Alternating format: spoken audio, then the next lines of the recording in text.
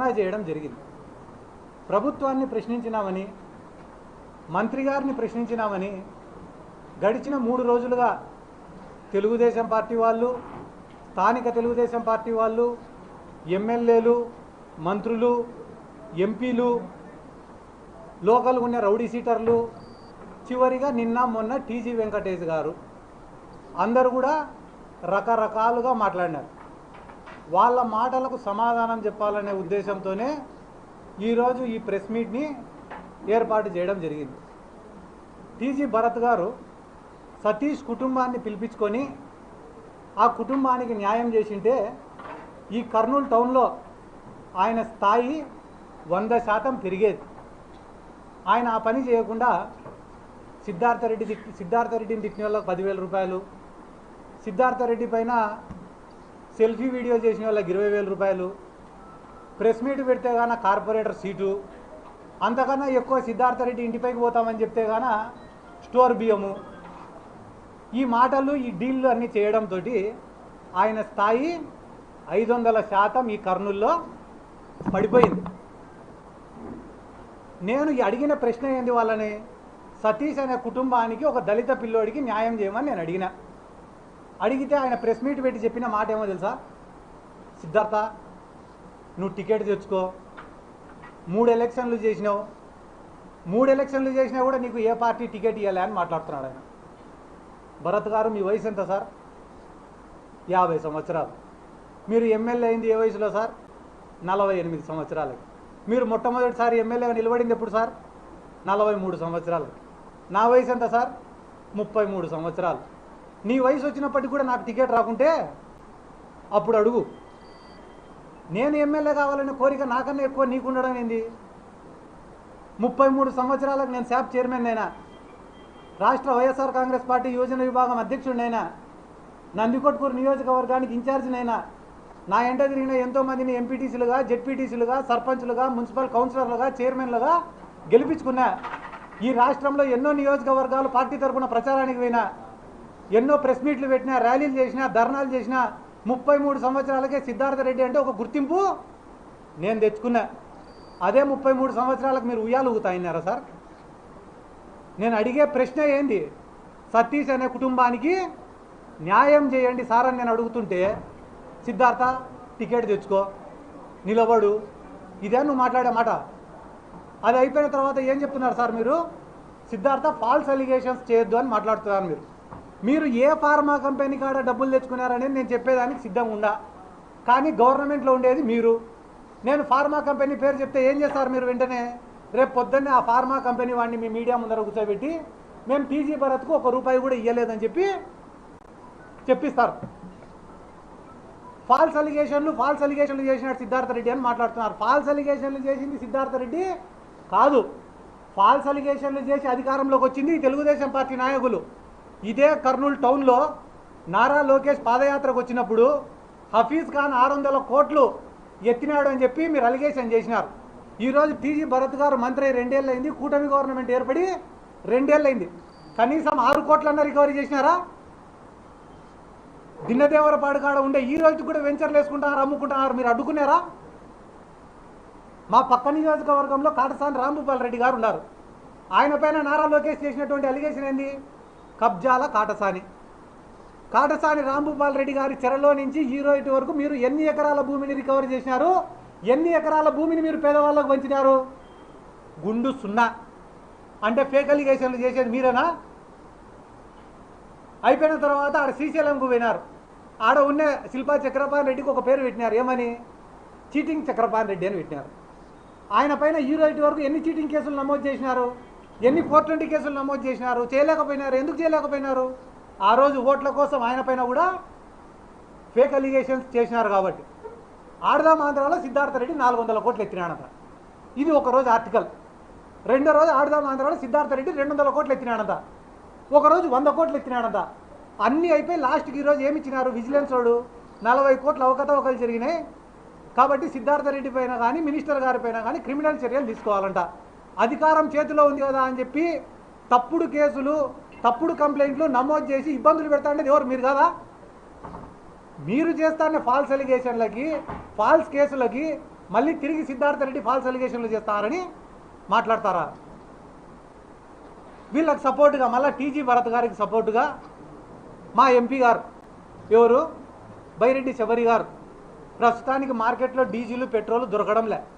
పాపం అయినప్పటికీ కూడా పెట్రోల్ బంకుకు పోయి డీజిల్ పట్టించుకొని ఆమె తొందరగా పరిగెత్తుకుంటూ దెబ్బ కర్నూలుకి వచ్చి సిద్ధార్థ రెడ్డి గారు రౌడీ గూండా అని మాట్లాడినారు. సంతోషం మేడం శబరి గారు, సంతోషం, మీరు నా గురించి బాగా మాట్లాడినారు, సంతోషం. కానీ ఈరోజు మీడియా సమావేశం ద్వారా మిమ్మల్ని నేను ఒకటి అడగాలనుకుంటానా. మీ ఫాదర్ని బైరెడ్డి రాజశేఖర్ రెడ్డి గారిని గౌరు వెంకటరెడ్డి వాడు ఒక వేస్ట్ ఫెలో అని మాట్లాడి ఈ రోజుకి 2 నెలలు అయింది. ఎందుకు మీరు ఈ రోజు వరకు కౌంటర్ ప్రెస్ మీట్ పెట్టలే? నందికొట్కూరు మార్కెట్ యార్డ్లో మాండ్ర శివానందరెడ్డి అని ఆయన ఇదే బైరెడ్డి రాజశేఖర్ రెడ్డి గారిని ఈ నందికొట్కూరులో 2 సార్లు ఎమ్మెల్యే గెలిచిన ఒక జోకర్ గాడు ఉన్నాడని మాట్లాడినాడు. దానిపైన మీరు ఎందుకు ప్రెస్ మీట్ పెట్టాలా, స్పందించలే? నందికొట్కూరు ఎమ్మెల్యే జయసూర్య గారు ఏమన్నాడు? ఆయన బైరెడ్డి రాజశేఖర్ రెడ్డికి మా తెలుగుదేశం పార్టీకి సంబంధమే లేదు, అతను చెప్తే ఏ ఒక్క అధికారి కూడా స్పందించాల్సినటువంటి అవసరం లేదు అని చెప్పి 100 మంది ముందర మాట్లాడినాడు. దానిపైన మీరు ఎందుకు స్పందించలే? దానిపైన స్పందించారు. కానీ సిద్ధార్థ రెడ్డి పైన స్పందించాలంటే మాత్రం వెంటనే పరిగెత్తుకుంటూ వస్తారు. పరిగెత్తుకుంటూ వచ్చి రౌడీ గూండా క్రిమినల్. సిద్ధార్థ రెడ్డి గారు రౌడీనా కాదా అని చెప్పడానికి మిమ్మల్ని ఎంపించేసినారా? 5 పైసలైనా నిజాయితీ ఉండాలి కదా. పిల్లల్ని గారభంగా చూసుకునే తల్లిదండ్రులు ఉంటారు, అల్లారు ముద్దుగా చూసుకునే తల్లిదండ్రులు ఉంటారు. కానీ కొండ మీద కోతినైనా తీసుకొని వచ్చి ఇచ్చే తల్లిదండ్రులు చాలా తక్కువగా ఉంటారు. బైరెడ్డి శబరి గారికి డాడీ నాకు ఎంబీబీఎస్ సీట్ కావాలంటే కొనిచ్చినాడు. డాడీ నాకు పీజీ సీట్ కావాలంటే కొనిచ్చినాడు. డాడీ నాకు ఎంపీ సీట్ కావాలంటే కొనిచ్చినాడు. 100 కోట్ల ఆస్తులు ఇచ్చినాడు. ఈ ప్రపంచంలోనే లావిష్ లైఫ్ స్పెండ్ చేసుకునేంత అవకాశం నీకు ఇచ్చినాడు మీ ఫాదర్. అటువంటి మీ ఫాదర్ని ఎవడు పడితే వాడు విమర్శిస్తుంటే ఒక్కరోజు స్పందించని బైరెడ్డి శబరి గారు సిద్ధార్థ రెడ్డి పైన మాట్లాడమంటే మాత్రం అమెరికాలో ఉన్న ఫ్లైట్ ఎక్కి కర్నూలుకి వస్తారు. ఎందుకు? ప్రతిపక్షంలో ఉండాలే, ఏం మాట్లాడినా చెల్లిపోతుంది. నేనేమన్నా మాట్లాడినా తిరిగి మాట్లాడాడులే. ఒకవేళ వాడు ఏమన్నా మాట్లాడితే నేను వెంటనే ప్రెస్ ముందు కూర్చొని మహిళను ఎవరైనా ఇలా మాట్లాడచ్చా అండి, డాక్టర్ని ఎవరైనా ఇలా మాట్లాడచ్చా అండి అని ఏడ్చి మళ్ళీ బురద అంతా వాడిపైన చల్లొచ్చని ఒక ఆలోచన. వాని ఎంట ఉండేది కిడ్నాపర్లు, గంజాయి బ్యాచ్. నా ఎంట ఉండేది సరే వాళ్ళే. నిన్న ఆమె ప్రెస్ మీట్ మాట్లాడే ముందర ఆమె వెనక నిలబడిన ఒక్కొక్కని పేరుతో సహా చెప్తాను నా వల్ల లాభ పొందినోడు. ఆమె వెనక పక్క నిలబడిన చెరుకుచర్ల సుధాకర్ రెడ్డి అనేటువంటి మున్సిపల్ చైర్మన్ చేసింది సిద్ధార్థ రెడ్డి. మున్సిపల్ చైర్మన్ అయ్యేదానికి డబ్బులు ఖర్చు పెట్టుకున్నాడు, అది కూడా నష్టపోకూడదని అతని బిడ్డకు మెడికల్ సీట్ ₹1 కోటి విలువ చేసే మెడికల్ సీట్ ఇప్పించింది ఇదే సిద్ధార్థ రెడ్డి. వీళ్ళు 24 గంటలు ఒకడేమో యూట్యూబ్ స్టార్ అంటాడు, ఒకడేమో ఫ్యాక్షనిస్ట్ అంటాడు, ఒకడేమో రౌడీ అంటాడు, ఒకడేమో స్టాండప్ కమిడియన్ అంటాడు. ఏంది ఇన్ని పాత్రలు పోషిస్తానన్నా నేను? ఒకడు శాప్ చైర్మన్ అంటాడు, ఒకడు యువజన విభాగం అధ్యక్షుడు అంటాడు. ఇవన్నీ అయిపోయిన తర్వాత సరే కుక్కలు మురుగుతుంటాయి, మాట్లాడకూడదు, నేను పిల్లోడికి న్యాయం చేయాలని పోరాడినా, అంతకుమించి మాట్లాడకూడదని అనుకున్నాను నేను. కానీ దురదృష్టవశాత్తు నిన్న టీజీ వెంకటేష్ గారు మాట్లాడినారు. 75 ఏళ్ళు 80 ఏళ్ళు వయసు ఉంటుంది ఆయనకి. ఎవరికి? టీజీ వెంకటేష్ గారికి. ఆయన నా పేరు ప్రస్తావించకుండా నిన్న మొన్నటి వరకు నాకు కొంచెం ఇష్టం ఉన్నింది, ఆ ఇష్టం కూడా పోయింది, ఇప్పటి నుంచి మేము కూడా ఏందో మా కథ ఏందో చూపిస్తాము. వాస్తవం చెప్పాలంటే సార్, నిజం చెప్తాను సార్, టీజీ వెంకటేష్ గారు మీరు కూడా చూస్తుంటారు, నాకు మీరంటే కూడా చాలా అభిమానము, రెస్పెక్ట్ సార్. దేశవ్యాప్తంగా ఒక పేరు, ఒక గుర్తింపు ఉన్న నాయకులు మీరు కూడా. మీరంటే కూడా నాకు చాలా రెస్పెక్ట్. కానీ ఎప్పుడైతే నిన్న మీరు మాట్లాడిన మాటలు విన్నానో మీ పైన ఉండే ఆ రెస్పెక్ట్ కూడా పోయింది సార్. మీకు ఎట్టయితే నా మీద ఇష్టం పోయిందో మీ పైన రెస్పెక్ట్ కూడా నాకు పోయింది. ఎందుకంటే మీరు మాట్లాడిన మాటలు ఎంత డబ్బులైనా పెడతా, ఎంత డబ్బునైనా వారిస్తా, మీడియానైనా కొంటా, పోలీసునైనా కొంటా, జ్యుడిషియరీనైనా కొంటా, రాజకీయ నాయకులనైనా కొంటా, నా ముందు ఎవడైనా కూడా బానిసల్లాగా బతకాల్సినంత అహంకారంతో మాట్లాడినారు సార్ మీరు. మీ వయసుకు మీరు మాట్లాడే మాటలు కానే కాదు. పిల్లల మేమేమన్నా మాట్లాడుకోవచ్చు, అట్లీస్ట్ మీ కొడుకైనా మాట్లాడచ్చు, కానీ సార్ మీరు మాట్లాడే మాటలు కానే కాదు సార్. ఏమంటున్నారు సార్ మీరు? రాయలసీమలో మీసాలు తిప్పుకొని తిరిగిన వాళ్ళు కూడా నా ముందర మీసాలు దించుకున్నారంట. ఎవరో 4 పేర్లు చెప్తే సార్ ఇంటా సార్ నేను కూడా. ఎవరు వాళ్ళు మీసాలు దించుకునే వాళ్ళు? బైరెడ్డి రాజశేఖర్ రెడ్డి, మా కాడసాని రాంభూపాలనా, లేకుంటే మా ఎదురు విష్ణన్ననా, లేకుంటే కేఈ ప్రభాకర్ గారా? ఎవరు వాళ్ళు? మీసాలు దించుకునే వాళ్ళు ఎవరు సార్? పేర్లు ఉంటాయి కదా, చెప్పచ్చు కదా పేర్లు కూడా. అంత మాట అన్నోళ్ళు నాకు తెలిసి మీ ముందర కిందికి దించుకొని మీసాలు దించుకొని ఉండేది ఒకటే ఆయన్నే. ఆయన సోమిశెట్టి వెంకటేశ్వర్లు, ఆయనకు మీసాలు. కాబట్టి ఇంతగా మీరు ఒక విమర్శను తీసుకోలేని స్థాయిలో ఉంటే ఎట్టా సార్? టీజీ భరత్ గారు ఈరోజు రాష్ట్రానికి మంత్రి సార్. ఆయన ఒక రాష్ట్రానికి మంత్రి ఏం చేస్తున్నాడో తెలుసా సార్? ఈరోజు కర్నూలులో ఆయన సోషల్ మీడియా, ఫేస్బుక్లో, ఇన్స్టాగ్రామ్లో ఆయన పైన ఎవరైనా కామెంట్లు పెడితే, ఆయన పరిపాలన పైన ఎవరైనా కామెంట్లు పెడితే వెంటనే మనుషుల్ని పంపించి తన్నియడము, ఆ మనుషుల్ని ఎత్తుకొని వచ్చి పోలీస్ స్టేషన్లలో ఐటీ కేసు పెట్టడం. ఏ స్టేషన్లో నమోదు కాలేదు. నిన్నగాక మన తాండ్రపాడు పిల్లోడిని కొట్టారు, డోన్ నియోజకవర్గానికి సంబంధించినవాడు. మొన్న కిమ్స్ హాస్పిటల్లో పనిచేసే పిల్లోడు, ఆ పిల్లోడు రారా మాట్లాడు అంటే కానీ సార్ ఆడ సార్ చిన్న ప్రాణం నన్ను చంపుతారు సార్ అట్లా. అమాయకుల్ని, పేదవాళ్ళని కొట్టే బతికేది, భయపించే బతికేది. దానాలు ధర్మాలు చేసినామంటున్నారు. ఏమంటున్నారు? దానాలు ధర్మాలు. 1000 కోట్లు ఉండేటోడు 1 కోటి రూపాయలు ఖర్చు పెట్టడం పెద్ద పని అన్న? నా జేబులో 1 కోటి రూపాయలు ఉంటే 2 కోట్లైనా ఖర్చు పెడతాను నా పక్కన ఉండేటోడిని కాపాడుకోవడం కోసం. అది గొప్పనా ఇది గొప్పనా? ఒకడి దగ్గర తగ్గడం వల్ల నేను 2 ఏళ్ళు ఎక్కువ బతికేది లేదు. 10 మందికి ఎదురు తిరగడం వల్ల నేను 2 ఏళ్ళ ముందరే చచ్చిపోయేది లేదు. దేవుడు ఎన్ని రోజులు రాసింటే అన్ని రోజులే బతుకుతా. చిన్నప్పుడే నేను నేర్చుకునే ఒక మాట ఏందిరా అంటే, బలవంతుడి పక్క నిలబడితే నీ జీవితం సుఖంగా ఉంటుందంట, సంతోషంగా ఉంటుందంట, ఎటువంటి ఇబ్బందులు ఉండవంట, జీవితం సాఫీగా గడిచిపోతుందంట బలవంతుడి పక్క నిలబడితే. కానీ ఈ సమాజం నిన్ను గుర్తించదంట. అదే బలహీనుడి పక్క నిలబడితే కష్టాలు ఉంటాయి, అవమానాలు ఉంటాయి, బాధలు ఉంటాయి, ఇబ్బందులు ఉంటాయి. కానీ ఈ సమాజం ఏదో ఒక రోజు నువ్వు చచ్చిపోయే లోపల నిన్ను హీరోగా గుర్తిస్తారు. కష్టమో నష్టమో పోరాడడానికే సిద్ధపడినా నేను. అమ్ముడు పోయేటోళ్ళు ప్రతి దాంట్లో ఉండొచ్చు, మీడియాలో ఉండొచ్చు, పోలీసులలో ఉండొచ్చు, పొలిటికల్ లీడర్లలో ఉండొచ్చు, అన్ని దాంట్లో అమ్ముడుపోయే వాళ్ళు ఉండొచ్చు. కానీ నిజాయితీగా బతికేటోళ్ళు కూడా ప్రతి దాంట్లో ఉంటారు, మీడియాలో కానీ, పోలీసులలో కానీ, రాజకీయ నాయకులలో కానీ, జీవితంలో కానీ. నేను ఏ కేటగిరీలోకి వస్తానో కూడా తొందరలో మీకే చెప్తా. మా కాడ 100 కోట్ల ఆస్తులు ఉన్నాయని అంటున్నారు వాళ్ళు. నా కాడ ఏంది లేదు, 1 రూపాయి లేదు. నాకు ఉండేదంతా ఒకటే, జగన్మోహన్ రెడ్డి ఒక్కడే ఉన్నాడు. మళ్ళా చెప్తాను, ఎవరున్నారు? జగన్మోహన్ రెడ్డి ఒక్కడే ఉన్నాడు. వీళ్ళ బాధితులందరినీ కూడా జగన్మోహన్ రెడ్డి గారి దగ్గరికి నేను 100కి 100% నేను తీసుకొని పోతా. నేను జగన్ సార్ దగ్గర మాట తీసుకుంటా. ఎందుకు మాట తీసుకుంటా అంటానా అంటే, వీళ్ళు చెప్తానే మాట ఏమో తెలుసా?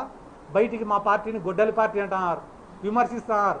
కానీ లోపల మా పార్టీకి సంబంధించిన మాజీ ఎమ్మెల్యేలతో, మాజీ మంత్రులతో, టీటీడీకి సంబంధించిన వాళ్ళతో ప్రతి ఒక్కరితో వీళ్ళు కాంటాక్ట్లో ఉన్నారు. కాంటాక్ట్లో ఉండి వీళ్ళు ఏం చెప్తున్నారు?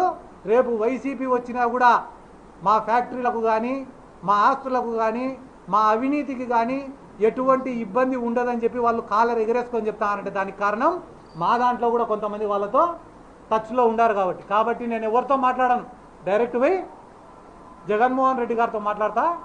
ఆయన కాడనే విషయం తెలుసుకుంటా. ఆయన చెప్పిన తర్వాతనే ఇక్కడ ఉన్న బాధితుల్ని తీసుకొని పోతా.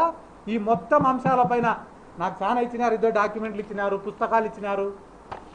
ఆల్కలీస్ ఫ్యాక్టరీ పైన మాట్లాడన్నారు, ఈడ ఉన్న చైతన్య కాలేజీల పైన మాట్లాడమన్నారు, గోశాల భూములలో ఉండే ఖజానా జ్యువెలర్స్ గురించి మాట్లాడమన్నారు, వక్ఫ్ బోర్డు భూముల గురించి మాట్లాడమన్నారు, తుంగభద్ర నీళ్ళను ఎట్ట తీసుకుపోతారో మాట్లాడమన్నారు, ఆల్కలీస్ నుంచి వచ్చే వ్యర్థాలను ఏ రకంగా తుంగభద్ర కలుషితం అవుతుందో మాట్లాడమన్నారు, పొలాలు ఎందుకు పండడం లేదో మాట్లాడమని చెప్పినారు.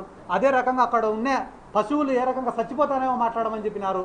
అన్న వాళ్ళ మాఫియా సిద్ధార్థ రెడ్డి క్రిమినల్ అని మాట్లాడుతున్నారు కదా, నేను కనిపించే క్రిమినల్ అయితే వీళ్ళు కనపడని క్రిమినల్ అని చెప్పన్నా వాళ్ళ గురించి అని నాకు కొన్ని 100 మంది ఫోన్లు చేసి మాట్లాడమని చెప్తున్నారు.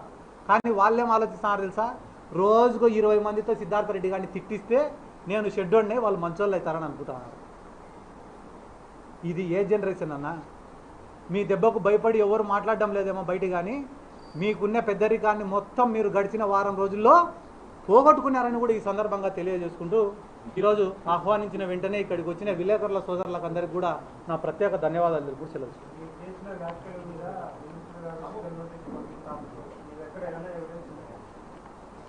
నేను మీకు ఒక మాట చెప్పిన, ఎవిడెన్సులు అన్నీ కూడా నేను ప్రొడ్యూస్ చేస్తా. ఆ ఎవిడెన్సులు అన్నీ గ్యాదర్ చేయాలంటే మాకు కూడా అధికారం రావాలా? మా దగ్గర ఉండే కొన్ని ఎవిడెన్స్లు అన్నీ కూడా సరిపోవు. కొంత కోర్టులో ప్రొడ్యూస్ చేయొచ్చు, కానీ పూర్తిగా నిరూపణ కావాలంటే కానీ ప్రజెంట్ భయపడతారు కదా వాళ్ళు కూడా. ఆ ధైర్యం మేము వాళ్ళకి కల్పించాలంటే మా గవర్నమెంట్ కూడా అధికారంలోకి రావాలి. ఏం లీగల్ నోటీస్ పంపించాడు? హఫీజ్ ఖాన్ పైన 600 కోట్ల అవినీతి చేసినది మీరు చూడలే? విలేకరులుగా ఆ రోజు ఏనా నాయరెడ్డి అన్న చూసారు లేదా? మీరు 600 కోట్ల హఫీజ్ ఖాన్ ఎత్తినాడు అనే మాట మీరు విన్నారా లేదా? నారా లోకేష్ తోటి నుంచి ఎన్ని కోట్లు రికవరీ చేసినారు? లీగల్ నోటీసు పోయి వాళ్ళ ముఖాలకు అంటించి రావాలి మేము. పోస్టులో కూడా కాదు, అన్ని ఆరోపణలు, అన్ని ఫేక్ అలిగేషన్ చేసినారు మా పైన.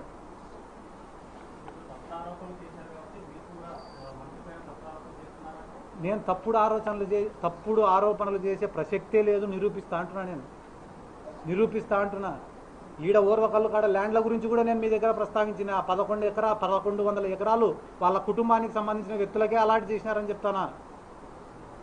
ఈ కర్నూలులో వక్ఫ్ బోర్డు ప్రాపర్టీల కాడి నుంచి, గోశాల భూముల దగ్గర నుంచి, డాటెడ్ ల్యాండ్లను తీసుకొని పట్టాలు చేయించుకునే కాడి నుంచి ప్రతిదీ డాక్యుమెంట్లు, ఎవిడెన్స్లు గ్యాదర్ చేస్తున్నారని మీకు చెప్తున్నా. మీరు ఏందన్నా 15 నిమిషాలు మాట్లాడినా కదా, 15 నిమిషాలు మాట్లాడినా అన్న.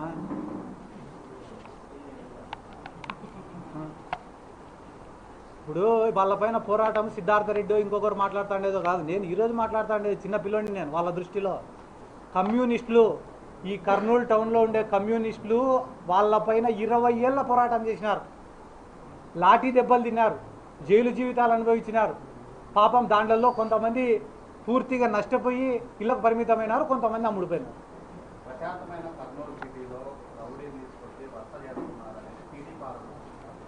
రౌడీజం ఎక్కువైందని వచ్చినా.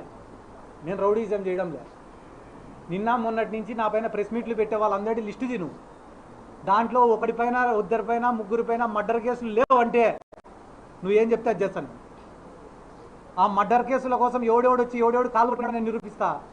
సిద్ధార్థ రెడ్డితో ఒక ఫోటో దిగిపోతే చాలనుకునేటోళ్ళు నా గురించి మాట్లాడేది చూస్తాను. ఈరోజు సిద్ధార్థ రెడ్డి ఇంటి బయట కూర్చొని గంటలు ఎప్పుడు బయటకు వస్తాడో ఒక ఫోటో దిగిపోదామా చాలనుకునేటోళ్ళు నా గురించి మాట్లాడుతున్నారు. ఎందుకు? ఆడ డబ్బులు వచ్చాయనో, రాత్రికి చిల్లర పడుతుందనో. రౌడీజం కథ నాకేం చెప్తారన్న? ఎంతమంది రౌడీలకు డబ్బులు ఇచ్చి మేపుతున్నారో మీకు తెలీదా అన్న? మీకు తెలియకుంటే నన్ను అడగండి, చెప్తా.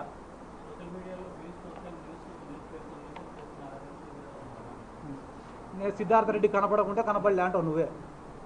కనిపించే ఇంత హార్ట్ ఉంటుందని నీకు తెలుసు. ఇప్పుడు నేను నిజంగానే నాకు వ్యూస్ కావాలనో, నేను ఏదో లైమ్ లైట్లో ఉండాలనో అనుకుంటే ప్రతిరోజు ఉండాలి కదా, ప్రతిరోజు మీ ముందరే తిరగాలి కదా. నా పని నేను చేసుకుంటానా? నా జీవితం నేను బతుకుతానా? నాకు యువజన విభాగం వర్కింగ్ ప్రెసిడెంట్గా ఒక పదవి ఇచ్చినారు. ఆ పదవి ఇచ్చినప్పుడు యువజన విభాగం టౌన్ ప్రెసిడెంట్కు ఒక అన్యాయం జరిగినప్పుడు మాట్లాడాల్సిన బాధ్యత నా పైన ఉందా లేదా? నా బాధ్యత ప్రకారం నేను వచ్చినా.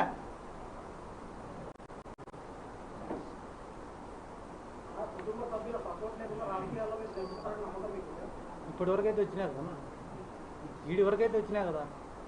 నేను నమ్మినేది ఒకటే, నాకెవరు వాళ్ళు చెప్పినట్టు కుటుంబ సభ్యులో డబ్బులో లేకపోవచ్చు. నేను నమ్మినేది 2. ఈరోజు నేను ఎవరిని పిలిచాలా? మీడియా వాళ్ళని తప్ప ఎవరిని పిలిచాలా? మీరు ఇంటి బయటికి పోతే 1000 మంది ఉన్నారు.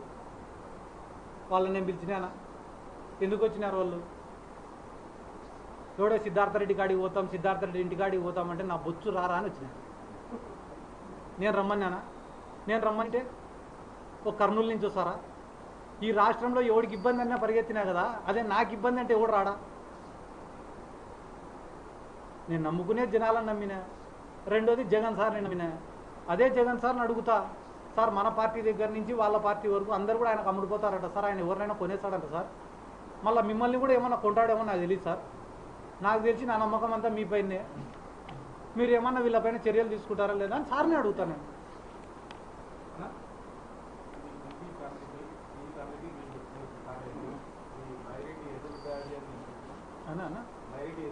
అన్న నేను చాలా సింపుల్గా చెప్తాను. నేను ఎవరిపైన అది ఎదురుదాడి చేయలే. వాళ్ళు నిజంగానే పెద్ద మనుషులు అయ్యింటే ఆ కుటుంబాన్ని పిలుచుకోనో లేకుంటే కానీ ఆ బాలు లాంటి వ్యక్తుల జోలికో వాళ్ళు పోరు. ఆ కుటుంబానికి అన్యాయం చేయరు. 2 పాయింట్లు. మూడోది, మంత్రి స్థాయి వ్యక్తులు పెద్ద పెద్ద కోటలు నిర్మించుకునే అంత పెద్ద టీజీ వెంకటేష్ గారు సోషల్ మీడియాలో ఎవడో పోస్టులు పెడితే దానిపైన స్పందించి వాళ్ళని ఎత్తుకొని వచ్చి కొట్టి వాళ్ళతో కాళ్ళు మొక్కించుకొని మళ్ళీ వాళ్ళపైన ఐటీ కేసులు పెట్టరు. వాళ్ళు పెద్దోళ్ళు అయితే ఈ పనులు చేయరు, ఈ పనులు చేస్తున్నారంటే వాళ్ళు పెద్దోళ్ళు కాదు.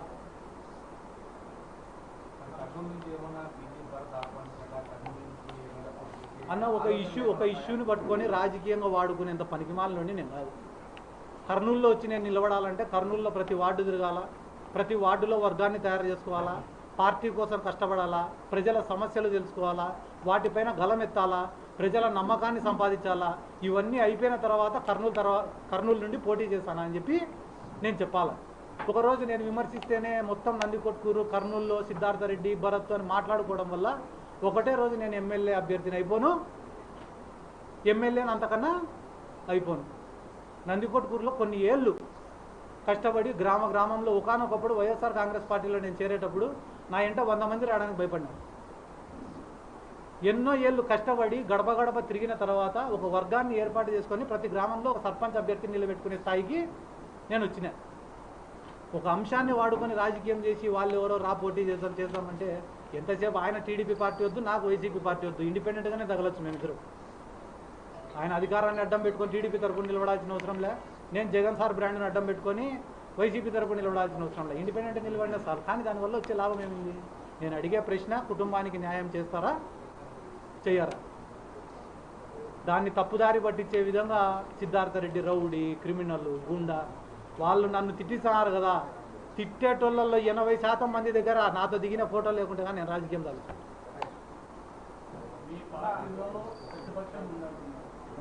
కొంతమంది లీడర్లు వాళ్ళకు అందపోయినారు. ఈ కుటుంబంలో ప్రతిపక్షం ఉంది. ఇంత ప్రతిపక్షం ఉన్నా మీరు ధైర్యంగా పోరాడుతున్నారు.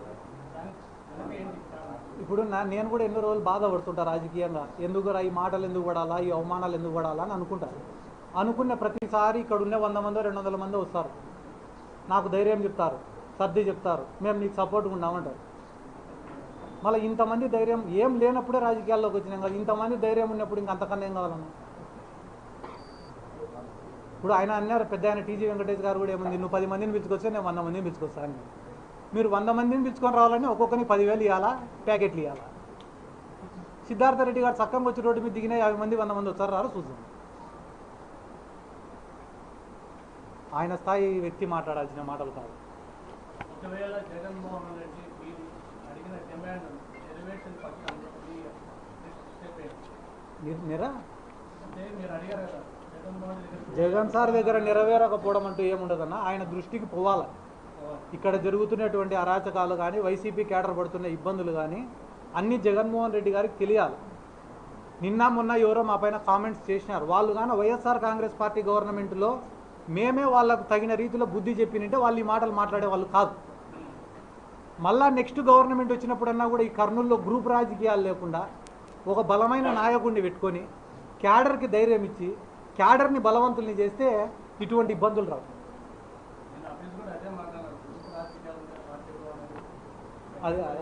అదే నేను కూడా